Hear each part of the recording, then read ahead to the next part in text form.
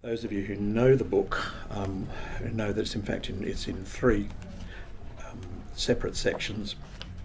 One, the first one, Under the Hand of Christopher Horton, is in fact the novella, just by itself, nothing else. The second part is in fact a series of notes, memories, calculations, etc., done by Sorrel, the wife, in an attempt to try and make sense of what had happened. That is all quite intercut with each other, so it's not a progression of following a logical idea from start to finish. She says at the very beginning that there's so much to explain that I find myself, I can't explain this thing properly unless you know about this. But to know this, you have to, etc. And so the whole thing is, and that was probably one of the hardest things of the whole thing to write, because when do you cut from one sense to another?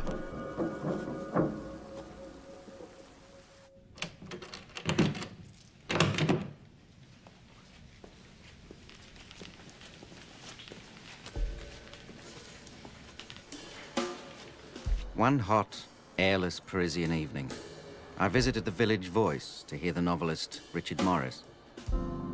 I went as if in search of something I had longed for, in the hope that he might read from Lot, that book of search, that book of longing. Avery, over here. There's room over here. That was written, as I said, originally the work What I Have Written was a novella called What I Have Written, and Scripsy magazine published that as a completed text, which I wanted them to do, so that then some people would know it as a text and read it separate from them. And then the other reason I had to put Sorrel in there is that reading over that novella on its own is just a sort of desperately blokey thing. I do shudder every time I do it, and the only way I can convince myself is to say, look, I didn't really write this. Jeremy wrote this. It's about Jeremy. It's telling me about Jeremy. Was that a concern for you when it became time to bring the film to the screen? That you were thinking, you were worried about how those elements would translate, or how they would be nested inside the subject? I don't know whether I was worried. Yeah. Mainly because of this bloke here, because I happen to have the greatest. I've known John for years and years and years, and I've got so much respect for him. As I told him a couple of weeks ago, he's one of my heroes. But he keeps going on and producing all of these things on shoestring budgets and tackling issues that nobody else will do. So no, I wasn't worried about it. So when I had Sorrels out of the way, I thought, oh, that's good. And then I started talking to a couple of people that I knew about it, and one of them said, you can't leave it there with her letter to Francis, to Francis and back again. You've got to find the bugger out. So I then added Jeremy on the end of that, and which is what totally makes the structure. Yeah, you need that kind of you need the perversity of that time to write. Absolutely. And I thought, well, how can he write his part? And what he ended up doing is, I think, why doesn't he give a lecture? Because he's something to do with an art department. Give him a lecture, and he can talk about what his hopes, plans, and whatever were, symbolically through the Leonardo painting. Here is he talking to Sorrel to throw her child over the cliff, so he can confess quite openly without saying a thing. And then having done that, I thought, oh, that's good. I've forgiven myself now. I can happily send this off to a publisher. But a few months later, I was just rereading it, and I won't bore you with the details. Well, rereading it, but I found that with the evidence that Sorrel had and the letters that she had from Francis, she would not be able to prove that Jeremy had done it, which was a suspicion she had. Hence why the story ends where it ends. Why it ends where it ends, that's right, yeah. So at the end you have a feeling, because she's so earnest about it, that she is going to find out, but there's not evidence in this book to actually tell you that there was. So with John comes along saying, I'd like to do it, I think, oh God, here's a chance to sort of write another ending. Poor Christopher. I can't help but think of his request to use my address as if it were his own, as the opening of some grand parenthesis. As for the close... Yep. Can we talk? You busy? Well, the first thing I read was the scriptsy. Yeah. And that's when I first contacted John about trying to do something about this.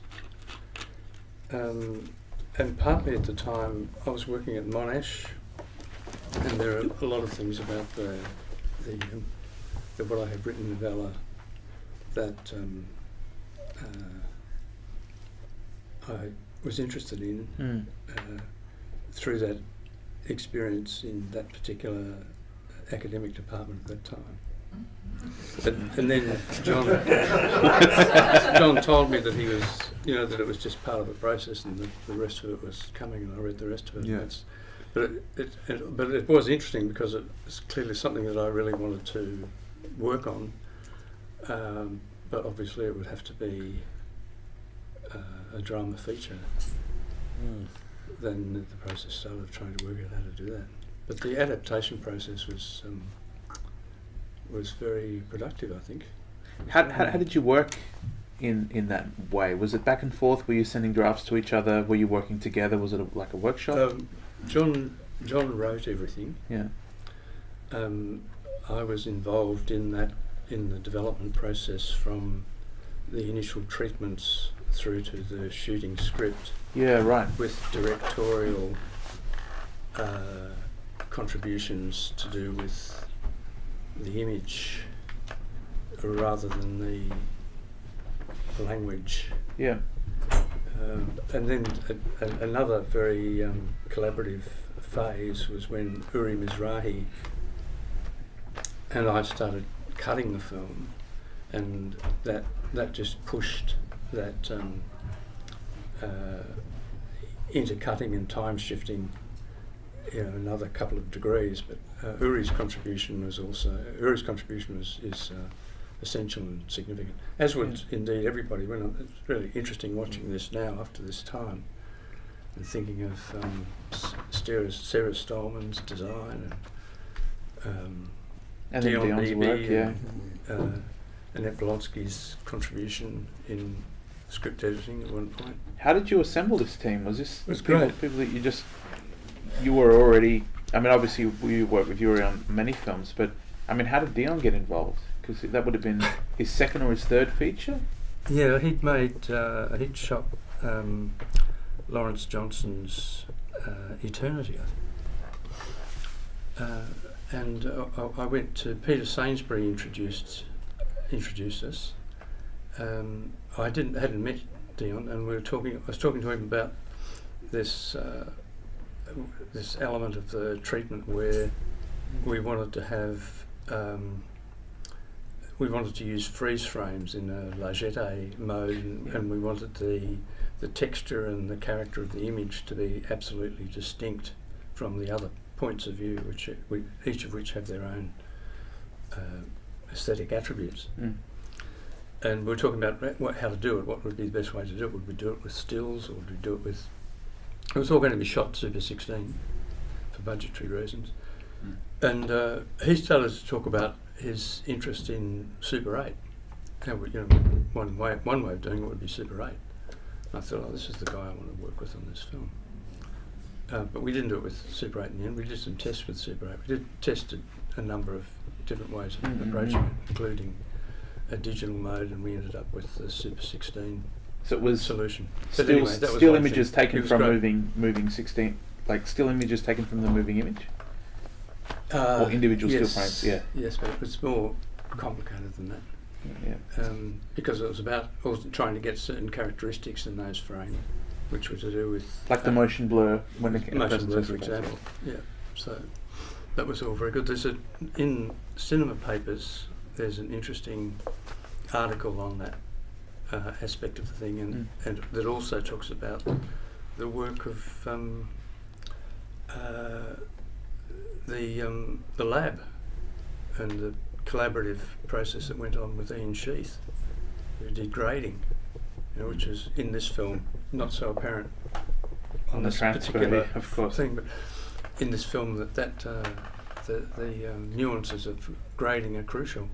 But it's interesting, one of the things that happens here in those sequences of the novella itself, the freeze frame sequences and so on, in part of the process of transferring from the 35mm negative blow up from Super 16 to DVD into this file, some magical increased contrast has snuck into the process, and so all of those are have a little more colour.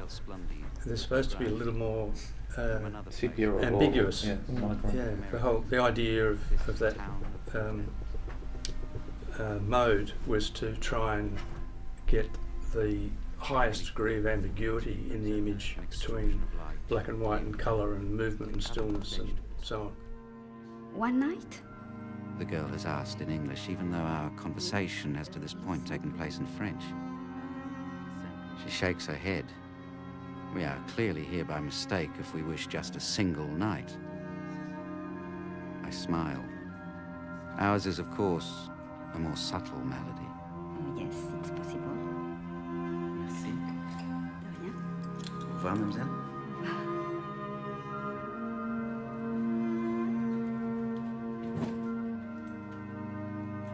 Actually, that material was one way of meeting the budget. Right. For reasons I probably shouldn't go into unless people are particularly interested in it. So it contributed to being able to shoot in Paris, for example, without having to shoot sync sound, because all of those scenes were voiceover, and they could all be shot mute, and they could all be shot with an undercranked camera, so there was less stock because we were only going to use one frame, all that sort of thing. So it was one of a series of films, I think, that at that time the AFC funded as low budget features. There's a very interesting story with when John was got out. It was 1.5, around 1.5 million, was it? Eventually, yes. Yeah, 1.5. And John was saying that he thought, oh, this is just going to be bloody tight. This is early on in the piece. So that what he will do was to go around and see some people who assess how much film is going to cost, right? How much it's going to be. Yeah, right. And my memory is that, which is fallible, that the majority sort of said, well, you probably need at least $5 or $6 million. And John said, fine, that's good. Now, you're an expert in this area and you know how it works, so you tell me how I can make this $6 million film for $1.5 million. And they came up with some very good ideas too. There was one thing in there. There were a whole lot of scenes that were in here, and some that weren't in here, that were originally in the first couple of drafts of it. It was a much longer work then, and in one of them. I'm going to get the right people's name, Avery and Gillian, the book character people, are back in Paris, and they go to a Moroccan restaurant to save themselves cooking again. And they go into the restaurant, and the Moroccan people there obviously can see them coming. And they say, oh, we don't know what to have. Oh, don't you worry about anything. We do everything for you. This is good. We bring you food. So they're sitting there. They have barely a word of French. They're sitting there. And our two novella people are sitting there looking at them, watching this disillusion of like a mirror of their own relationship, I suppose. And more and more food comes out, and they think, no, we've got to get out of here now. They're looking at they haven't got enough money on them. How they're going to pay for this and so forth. Anyway, towards the end of all of this, a cat from somewhere within the restaurant comes in and jumps on the table, and they're very hard scene to direct. Well, it is a hard scene to do. This is absolutely true. But then I thought, well, at this stage I thought, well, it's actually going to be shot in stills, so you can put a bloody cat there. Get a stuffed cat. It only has to be on the table. But on the way, was there as Christopher and as Avery and Gillian are leaving the restaurant, there's old derelict guy who's come into the restaurant, and off they go, leaving the cat on the table, and they go going through the door, and the guy looks at them and says, you know, hey, monsieur, madame, you have forgotten your cat. And I thought that was a nice little scene, until one realises that the cost for that, apart from all the costs of setting it up and whatever, was, and I think it was something like, it was $15,000 for cat and cat trainer. And then there was I think it was something like, no, not that much, many thousands. Many thousands. Well, I don't remember this. You don't remember this? I remember it deeply. I dream of it at night. Yeah. And the other one was a slightly large amount of money for backup cat. Oh yeah, I remember the backup cat. Backup. And I thought, I'm in this industry now that I don't know anything about, so Yeah. I shut up and do what he tells me. But yeah. Oh Lord. Oh dear. So because there are a lot of sequences within that film which were done for nothing because of the goodwill of people who were in France, for example. Yeah. Sure. Mm. And was the production? I mean, chronology is a weird question to ask for a film like this. But was it shot in script sequence, or was it shot? No. Was it wildly all over the place? All over the place. And when did you shoot France? Did you shoot that on the back end or towards the front end? I think it was on the back end of the process. Yeah. Did that do interesting things to the performances? If you can recall. Well, there's a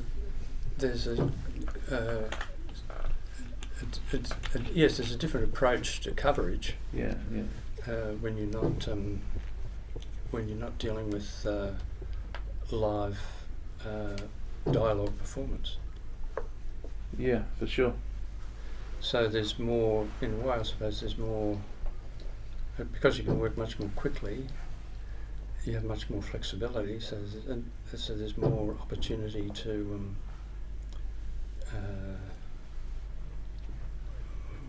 be more expressionist, I suppose, which, for want of another word, with some of that coverage. Did you find that there was a lot of space for immediate invention in those sequences, where it was just like, oh, let's just try over here instead, and it's not shot listed, and it was things that you just found a little bit, but mainly it was very dedicated to loyalty to the word. Yeah, I can see that. Yeah. So that was a factor. And I want to speak quickly about Yuri Mizrahi, and then I'll open it up for a few questions. But this, it might not occur to the viewer, but he actually serves two roles on the production, both as picture editor and as sound designer. Right. And one thing I noticed particularly was there's a very, very specific approach to spatialized sound in the film, where during key sequences there seems to be kind of different atmospheres panning or moving from left to right, and so there's a deeper sense of kind of, I guess, a tumbling sense of erotic abandon or immersion in those sequences. Was that something that was discussed at length with Yuri when you were working? Yeah, but that's also the mix. Yeah, it's also the track lay and the mix. I was thinking that it would have been better during the sequence of Jeremy's dinner if that Paul Grabowski track had been more embedded in the atmosphere of the place, whereas, but it's hard to know whether there's such a thing as an artifact of the situation of the screening, or whether it's there. You have to see it in other circumstances to tell. But yeah, sure. Well, Uri's one of Uri's many contributions was the Love Letters song. Yeah, that was one of his ideas, which I resisted, for some time, but realised he was absolutely right. And what is your regular process working with Yuri? Because that's one of your longest standing collaborations across all your work. Yeah, I guess how did you come? Since 1989 or something. Wow. And does it work in a traditional way, like in terms of picture cutting? You cut to the dialogue script and then you start shifting things slightly in relation to that, or are you doing quite radical things fairly early on when you're assembling? Well, in this case, it was more the former. Yeah. But it depends on the project. Yeah. But yes, it's a close working relationship and an everyday working relationship. It's like an 8 till 4 Yeah, great. thing, which is excellent. Yeah, very much so. No, he's wonderful to work with as well. They're both lost to me now.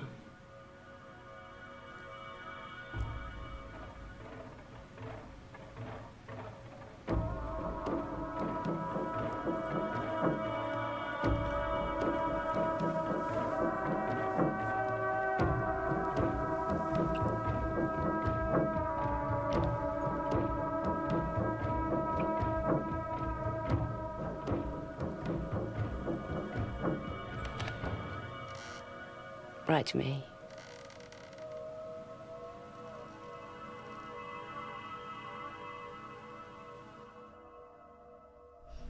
Do you both have the same idea or feeling about what the film is about, or do you differ in some interesting ways?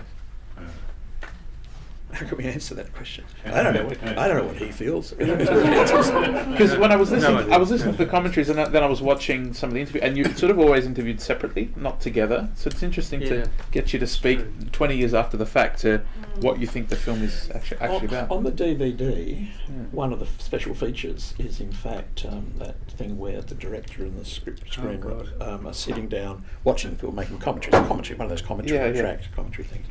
I had to listen to that a couple of days ago. Oh, God. And that is worth listening to because it's like there is a sense of a team here. Sort of geeing each other on and laughing about certain things and whatever, and it was a real social performance. I'm just saying, oh no, because I remember the process of preparing the materials for the DVD, which was all done, with no resources, which is me going around talking to people and cutting these long conversations into these. You prepared all the DVD material. It was it was a long process. Yeah.